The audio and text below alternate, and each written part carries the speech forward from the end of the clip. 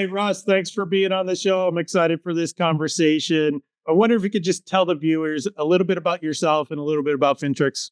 Yeah, sure. Excited to be here. Thank you for having me, Mark. So I'm the founder and CEO of FINTRX. A bit about me. So I founded the company 10 years ago, initially really built on the back of personal pain point that I was encountering while raising money in the hedge fund space, right? So simply put, there was just a massive inefficiency when kind of navigating my way through the private wealth and family office market at that time. It just seemed very fragmented. The data that I was looking for just wasn't there, wasn't available. And so that's what kind of led me to spawn out and be the genesis for creating FINTRX. So since that launch, obviously things have changed around here.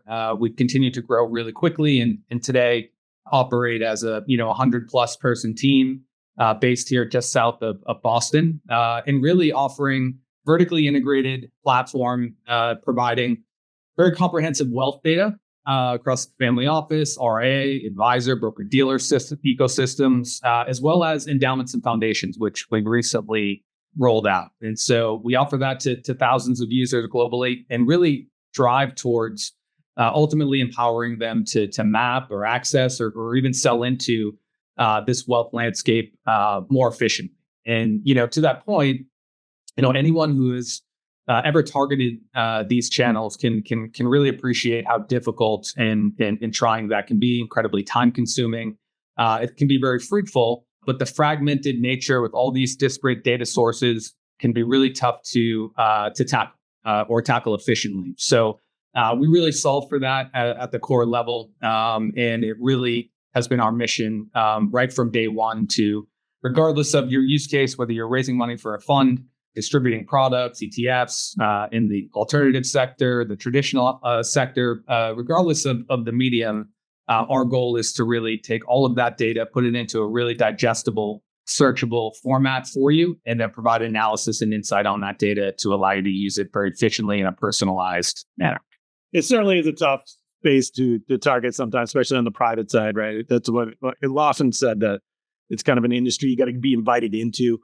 Have you seen a change in attitude with family offices in terms of willing to be approached in terms of trying to gather outside information? I know there's benefits for family offices as well as firms trying to target family offices. So have you seen any discernible attitude difference and shift in family offices over the past 10 years? It seems like they've become a lot less insular since COVID.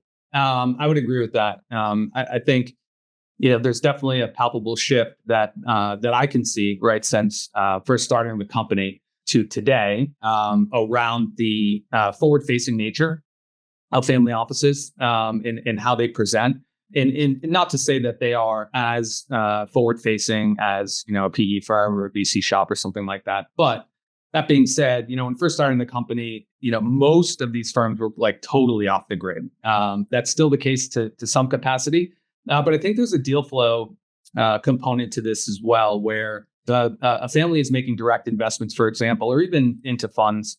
And they want to ensure that they are doing everything in their power to make sure that they're getting access to good deal flow, and at least people know who they are, in some shape or form. That has really shaped that, and so I don't think it will ever be just from the unless there's a regulatory change, right, with filings, where family offices will be as transparent.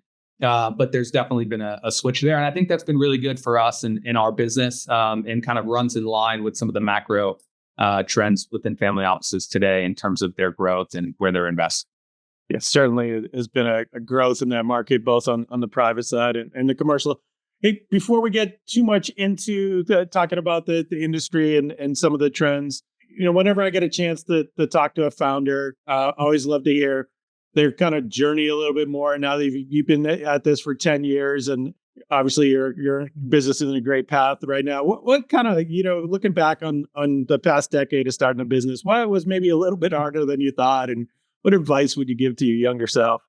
There's a lot there. So the founding journey as a whole is a winding road. We'll say it that way. My journey in particular really became or kind of spawned out of a fascination with data. I was a baseball player prior to doing this. That was really kind of my entire world and what I focused on, almost solely from the time I was 8 years old.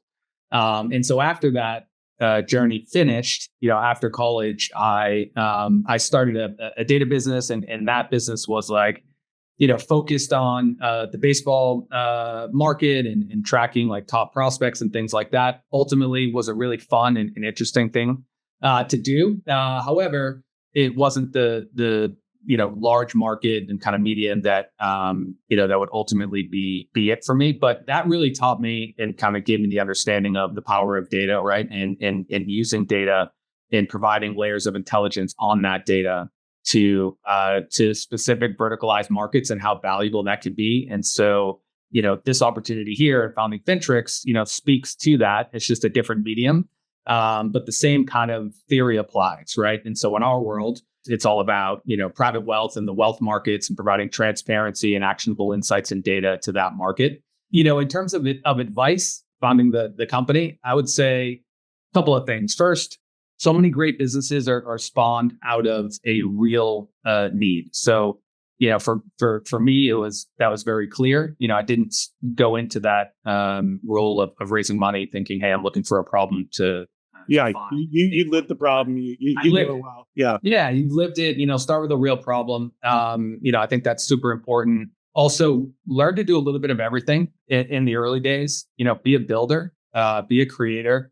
I think that's very valuable. For us, we, I bootstrap the business. So byproduct of that is you have to learn how to do an array of things, product. And, in the early days, it's you're doing everything: marketing, accounting, design, building the website, creating messaging, doing sales, right? The list goes on. And lastly, resiliency. I would say this is not for the faint of heart.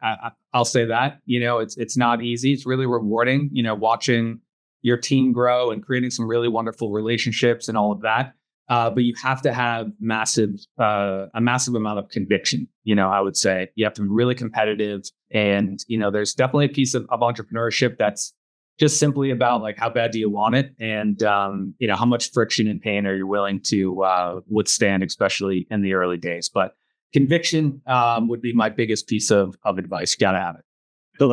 I feel like there could be a whole podcast here, Russ. I agree. Yeah, it's the therapy. A whole podcast series, even. I'm sure there is. Speaking of relationships, I know you have a great relationship with the Schwab Family Office Group. We're both big fans of Eddie Brown. You guys do a quarterly report. Are there any insights that you can share from the past couple of reports?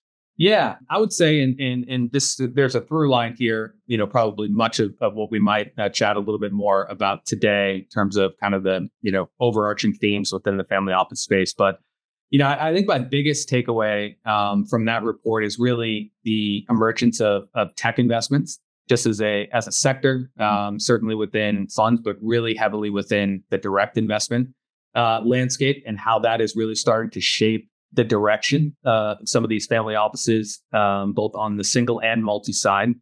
And even more to that point, and along those lines, is the source of wealth and the takeaway there around how that is so highly correlated. And tech is a great example of that, right? Into the areas where families have created wealth, made their money, and how that is highly correlated to, sectors and industries for which they invest directly back into, right? That makes sense to me. That has logic. You understand a specific industry, a specific space. You can really add value there, especially on the direct side, right? Where you have you have input. Sometimes you have a board seat, you have a seat at the table, and you can make an impact there. We're a good example of that. Our lead investor, Jason Krantz, is the former CEO, but is the founder of Definitive Healthcare, which is a data company. He founded that company, led it all the way through to an IPO a few years back.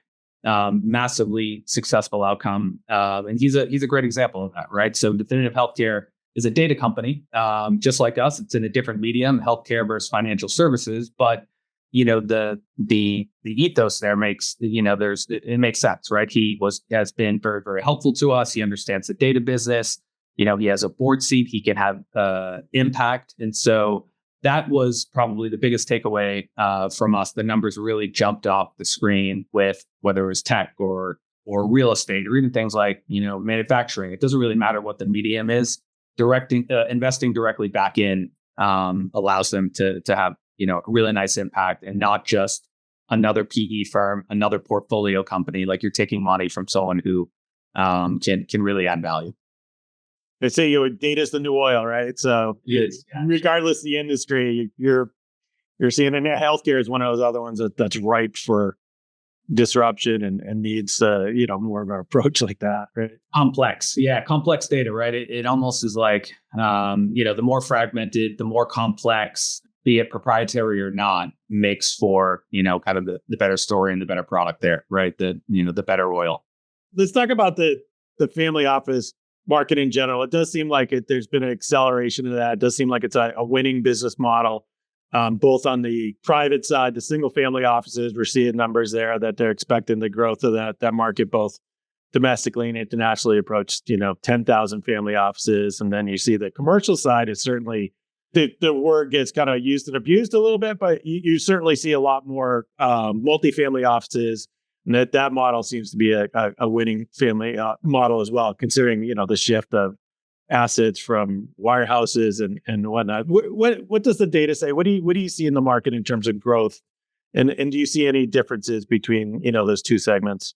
We definitely see growth, right? The family office sector has experienced tremendous growth in the last handful of years. I would say. I think that is paired both to the single and the multifamily office side equally. We obviously, FINTRX provides, some really insightful and comprehensive data in that channel, specifically single and multifamily office. And what our data shows is, the formation numbers are now into probably the 6,000 to 7,000 range in terms of family offices globally.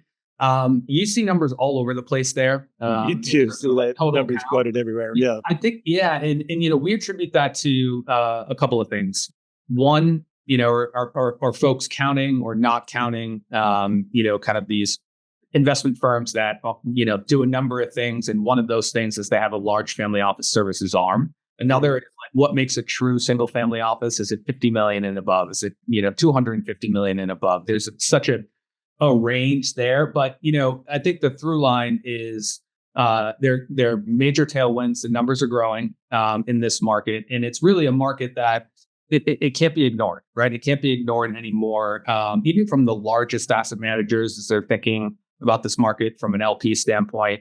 The wealth transfer that's taking place there is real. Those assets are finding their way into the SFO market with new launches, and the MFO and advisor RIA channels finding itself there as well. And lastly, I would say there's definitely a complex and diversified piece to this as well, where family offices are just engaging in investment types and strategies and approaches that they typically were not doing at the scale and size that they were 3 years ago, 5 years ago, 10 years ago. And I think that's just a really important thing to note. And that has long tail effects on these families as it pertains to, the type of talent that they need in order to diligence these investments, whether it be alternatives, directs, et cetera. So it's a really exciting space. The tailwinds are there. And candidly, when we started the company, this market was so much more niche and bespoke than it is today. Candidly, many of these family offices look and feel like PE shops, right? It's just they're very institutional, right? They're certainly not near the retail scale. Many are very institutional quality firms, right? No question. Yeah. With the investment trends, where do you see that? Certainly, there's been a lot of talk about a continued, and this has been a long-term trend, a continued exposure and increasing their exposure to private equity, but also more direct deals. Where are you seeing? What's the data saying in terms of how the investment trends are shifting for these family offices? So I agree with you. Certainly, trends, all over the board regarding kind of move towards direct investments. We see that as well, and it's real. It's palpable. A couple of other things that I would add to that is really about less about the investment trends and more about just the trends that we're seeing with kind of the turnover, right? In families, generational turnover with this wealth transfer, in the need, or I guess desire for like what a new family office, what a reimagined family office looks like today, and the service offerings and how they, whether it's an MFO or kind of what the family members want with that generational turnover in a single family office is so different. Those trends are, are constantly evolving. Like, for example, ESG investments or philanthropy, or more scrutiny on the types of investments that are made in terms of sectors or sectors that they're not investing in. Younger generational turnover, they care a lot more about those things, oftentimes on equal level or maybe even more than pure P&L and performance. That's a major the ESG considerations. Yeah, we're just like the types of investments, right, that the family's making, how they're creating a return, and purposeful investment versus just compounding capital at all. That's an interesting one. And another one is just about the adoption of technology, right? And maybe COVID had something to do with this, but we're seeing just a higher level of tech adoption within the family office market. And look, just as an aside, our world, call it, throw a blanket over it, financial services, tends to feel like it's, 5-10 years behind in terms of tech. I'm not sure exactly why that is. The younger generation today, whether they're with, a really high-end advisor or they're a family member at a generational single family office, tech is important. They want transparency. They want to pull up something on their app and be able to find, insights and, NAVs and like long form paper statements. That doesn't feel like where it's at. Right. 60 days after the quarter end, right? Exactly. Right. Like it's like a generation where you get everything exactly immediately when you want it in the device of choice, right? Yeah, exactly. So that's a big deal, right? So that clarity and transparency that the customer wants there, regardless if it's within a generational SFO or the wider kind of advisor MFO channel, the reporting in tech and how that information is disseminated out to the customer is really important. And we're seeing a large increase in wealth tech, and a lot of the wealth tech is solving that problem. We're trying to solve that problem, kind of doing what we're doing, but on the other side of the trade, ingesting all the information, the reporting information, bringing clarity to it, and presenting it back to the customer in a really easy to digest manner. It's been an interesting trend. I think COVID definitely accelerated it. I don't think it was, it was an existing trend that was the family office, like you said, it's always kind of maybe a little bit slower acceleration, but the same trends exist. Then you see, two factors, right? You see the next gen, which are digitally native, grew up, post internet, expect information on their phone when they want it. But there are also this consumerization of IT that's happened even with the older generation, where the older baby boomers, Gen X, they're comfortable with a tablet, they're comfortable with a phone, they have a certain experience at their Fidelity or Schwab that is digital and is graceful, right? Or when they look up information on Google, it's instantaneous, and then they turn to their family office and they're kind of like, "Hey, why is there a difference here?" Right? So I think that is interesting within your business, obviously the data business. But how has machine learning, AI, and some of the tech trends, impacted you as a builder of technology? Greatly. Has been and will continue to just have a massive impact for us. It's really been transformative here, both internally as well as kind of what we have built and launch and continue to build forward facing to our customer side, right? So our end buyer is really anybody in financial services, a big market. But if you kind of drill down into a tighter, lens of that, it's, anybody in traditional investments, alternative investments, raising money, distributing products, handling M&A, doing recruiting, whatever. There's a myriad of use cases, right? All of that pairs down to the consumption of data and consuming that data in a really intelligent manner, right? So AI has allowed us to do so much to help further that and accelerate that for them. So that can be on the backside of the house, right? So, allowing us to clean data, into pipelines and process it and analyze it so much faster than we could before for our clients, right? And ingest it from even more sources. That's been a major help. We leverage all types of tech, and we have for a long time. But I would say over the past, year and a half, we've been able to just really turbocharge that. We use machine learning a ton to do that, and really help identify whether it's inaccuracies in the data from where we're ingesting it, or in our data sets itself, to allow us to just give a much more reliable, it's on a scalable level, data assets on single multifamily offices, investment advisors, broker dealers, endowments, foundations, etc. It's been a force multiplier for us, certainly. And then on the other side of the house, what we have in our product and what we present, we've done a number of things there, and I think they've been and will continue to be just transformation. So what does that look like? Probably 9 months ago, we launched AI search, which is in our product, which is just an incredible way to kind of access our data. Is that prompt-based data access?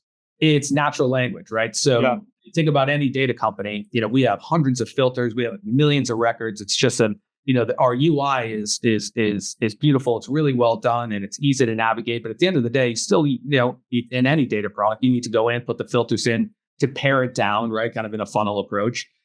This AI search function is just hey, I need to find single family offices within 20 miles of New York City that allocate to hedge funds that created their wealth, in entrepreneurship, and help me find the CIOs and investment committee members there. Well, it will run that query and bring that back to you, right? So that's very different than going in and entering those, 7 or 8 filters or whatever that was. That was kind of the first leg of what we've done there. It's been, it's had a massive impact for our customers. And one aside there, when building that out and kind of launching that, the theory here for us was hey, this is really going to help, maybe the more tech savvy end user of ours. But what we found was really that rang true, but also the opposite was even more true. And that is maybe someone who's been around the industry for a long time. They are trying to, get the information. They want it quickly. They were able to adapt that AI search equally as quick. We were really surprised by that. That's been helpful for us. And then this next leg of what we're rolling out now, call it over the next 6 weeks, is really around analysis with AI. So we have the search function, which helps you get to the data. And then the analysis piece is all about, extracting insights and trends and growth over time and, finding your best path into firms, introduction opportunities. We built a number of models that we just never could have done before without AI to do that. And lastly, we sit on a ton of data, right?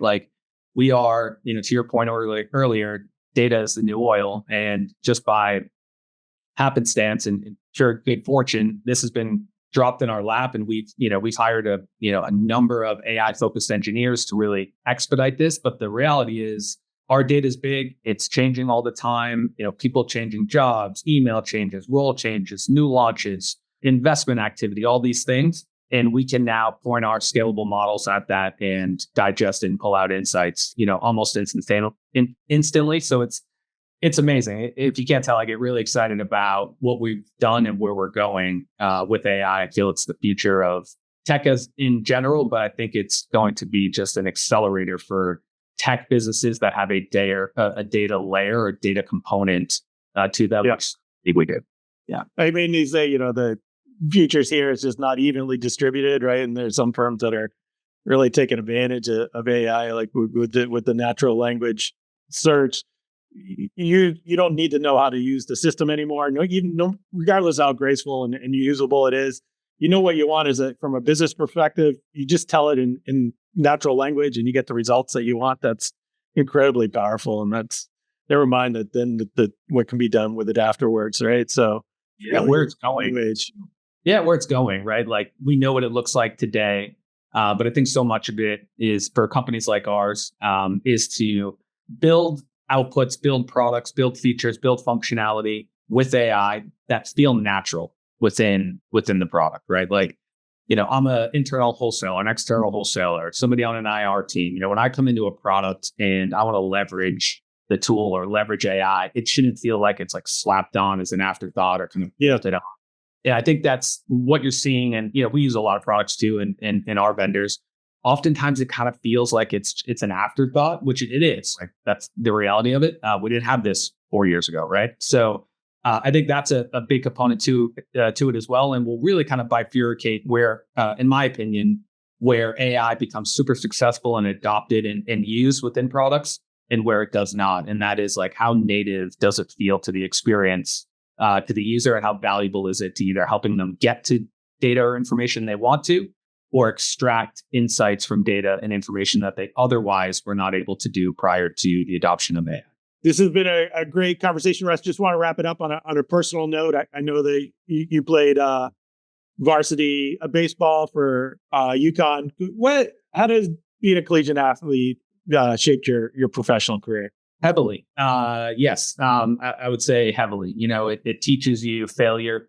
It teaches you that you're going to be a freshman and the low man on the totem pole at some point. Competitiveness, team first, a rising tide raises all ships. Our coach used to say that all the time at UConn. And I think there's just also something that kind of inherently becomes hardwired in you that just makes you gritty. And, you're up at 5, 6 in the morning running and lifting and, doing shit outside in the rain. And it's just like, it makes you just a little bit. Great.